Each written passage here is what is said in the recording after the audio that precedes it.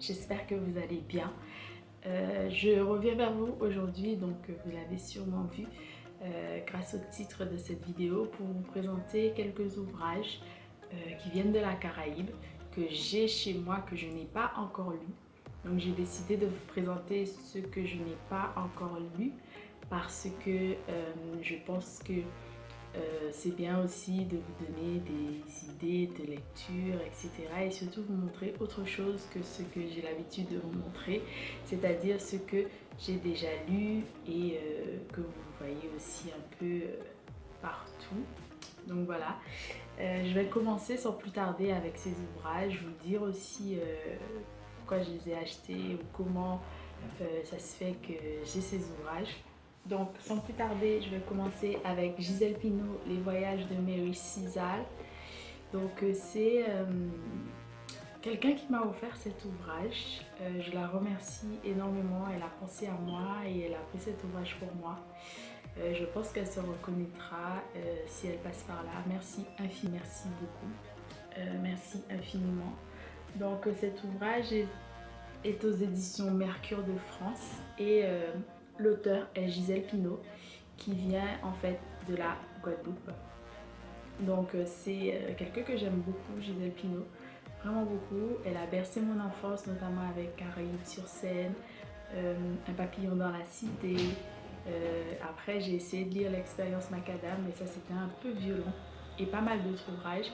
J'aimerais lire l'Odyssée d'Élise, je crois. Si je me trompe, je vous mettrai tout ça. Mais c'est un ouvrage que je souhaite lire très bientôt dans tous les cas. Je continue avec trois ouvrages que je vais vous présenter en même temps. Donc c'est des ouvrages de Jacques-Stéphane Alexis. Donc je fais la collection en fait de ces ouvrages que je souhaite lire aux éditions Gallimard, collection L'Imaginaire. L'espace de ciment de Jacques-Stéphane Alexis, que je souhaite lire très bientôt. J'ai lu le premier qui est Compère Général Soleil et je souhaite les lire donc dans l'ordre de parution. Je continue donc avec Les Arbres musiciens.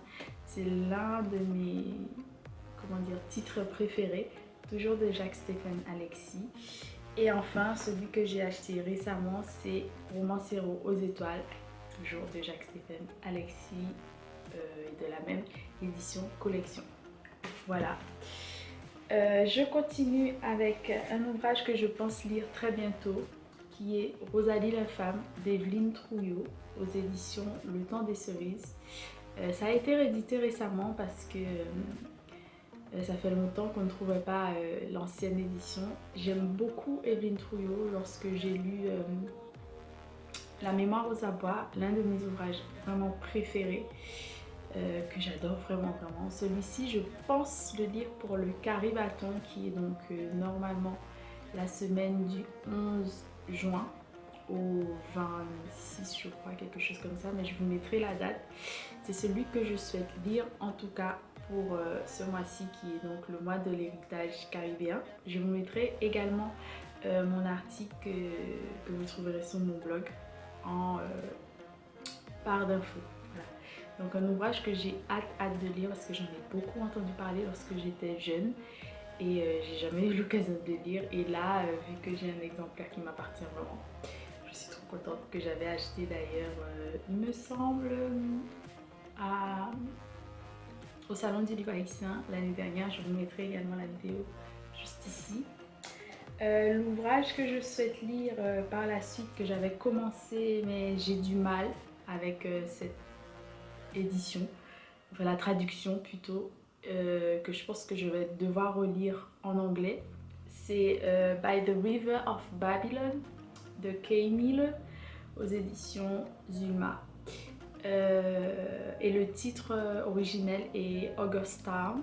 Donc c'est l'histoire de la ville en Jamaïque où les Rastas et pas mal d'autres populations résident et qui se voient lutter évidemment pour des injustices. Voilà.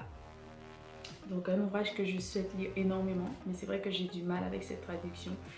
Je n'ai jamais vu le texte originel. Je pense que je vais me pencher sur cette question, aller récupérer le texte originel. Donc voilà, donc un ouvrage que j'ai vraiment envie de lire, qui me tient à cœur parce que ça parle des Rastas et c'est très important pour moi comme culte, etc. Je continue avec La fin de May Baby de Gaëlle Octavia. Donc c'est un ouvrage qu'on m'avait offert. Donc je remercie aussi les personnes qui m'ont offert aux éditions Gallimard, Continent Noir, collection Continent Noir. C'est un ouvrage que j'avais déjà commencé et que je n'ai pas pu lire, enfin continuer et pas pu lire dans son intégralité. Peut-être que c'était pas le bon moment, donc je décide de le reprendre et peut-être que ce sera le bon moment bientôt. Je sais que beaucoup de personnes l'ont peut-être déjà lu parce que je crois qu'il est paru, ça fait un petit moment. Je pense que c'est paru depuis, oui, un petit moment, depuis 2017, donc ça fait quand même 3 ans. Donc si vous l'avez lu, si vous avez lu ces ouvrages, n'hésitez pas à me donner vos avis également en commentaire, ça me ferait vraiment plaisir. Et si vous avez des ouvrages que vous souhaitez lire de cette liste, n'hésitez pas à me le dire également. On continue donc avec de la poésie, parce que j'aime beaucoup la poésie, de Davertige, Anthologie secrète, aux éditions Mémoire d'Encrier.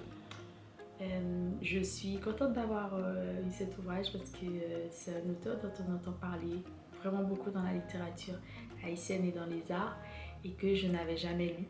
Et cette anthologie secrète me plaît parce qu'il y a également aussi ce genre de choses. Et j'aime beaucoup et puis je trouve ça beau, à la recherche de ma croyance. Oui, il y a plein de petites choses comme ça, mais je pense que la poésie me touche énormément. Donc voilà, je serais ravie de lire ça également, mais j'aime aussi ce genre d'anthologie parce que je peux aller piocher des choses qui m'intéressent. Voilà. Et j'ai 2 ouvrages que j'ai reçus récemment, donc ce mois-ci ou le mois dernier, plutôt le mois dernier, que vous pouvez retrouver donc, en librairie. Donc merci aux éditions Mémoire d'Encrier qui m'ont envoyé donc Tout ce qu'on ne dira pas, Mongo de Dany Laferrière. Donc Dany Laferrière qu'on connaît bien, je pense, qui est aussi académicien. On avait fait avec Marjorie, donc qui avait inventé un tag Un hiver avec Dany Laferrière. Je vous mettrai toutes les vidéos ici afin d'aller les voir. Et ici on part sur des questions de la société et que j'ai commencé, parce que moi j'aime beaucoup commencer les ouvrages, même si c'est juste la première page, afin d'avoir un avis et j'ai hâte de le lire. Merci encore. Et enfin, un autre ouvrage que j'ai reçu donc des éditions Zoé, qui est en fait un recueil de nouvelles qui vient de la Trinidad d'Elizabeth Walcott Hawkshaw, je crois qu'on dit comme ça, La saison des cerfs-volants. Et c'est la fille de l'auteur Walcott, il me semble. Donc j'ai hâte de me plonger aussi et d'avoir plusieurs récits de la Trinidad, sur la Trinidad, etc. Voilà. Une couverture qui me plaît bien parce que j'aime bien ce bleu aussi et puis ça me fait partir très loin dans l'imaginaire avec cet oiseau. Je sais pas si c'est vraiment un ibis cet oiseau, je sais plus, mais voilà, ça me donne vraiment envie de plonger. C'est l'un des ouvrages que je voulais vraiment cette année et je suis contente de l'avoir reçu. Merci encore. Voilà, donc c'est tout ce que j'ai de la Caraïbe en ce moment que je n'ai pas encore lu en ma possession en tout cas. Je vais en acheter d'autres très bientôt. Et j'espère vous en faire part aussi très bientôt. Et voilà, je voulais vous faire un petit haul, qui n'est pas vraiment un haul, mais vraiment tout ce que j'ai chez moi que je n'ai pas encore lu, même si les 2 ouvrages sont plutôt dans la catégorie des hauls. J'espère que ça va, parce que ces moments sont un peu difficiles, que vous tenez le coup. On essaye tous en tout cas à notre façon de tenir le coup. Et puis je vous embrasse fort. N'hésitez pas à me dire aussi ce que vous avez prévu de lire pour le mois de l'héritage caribéen. Ça me fait plaisir vraiment parce que je me bats aussi pour la littérature afro, donc afro d'Afrique, afro-descendant et tout ce qui est afro, diasporique, etc. Et de la Caraïbe, parce que je pense que c'est important aussi de mettre en lumière cette littérature qui est aussi bien que toutes les littératures, de toutes les façons, et qu'on a besoin aussi de visibilité.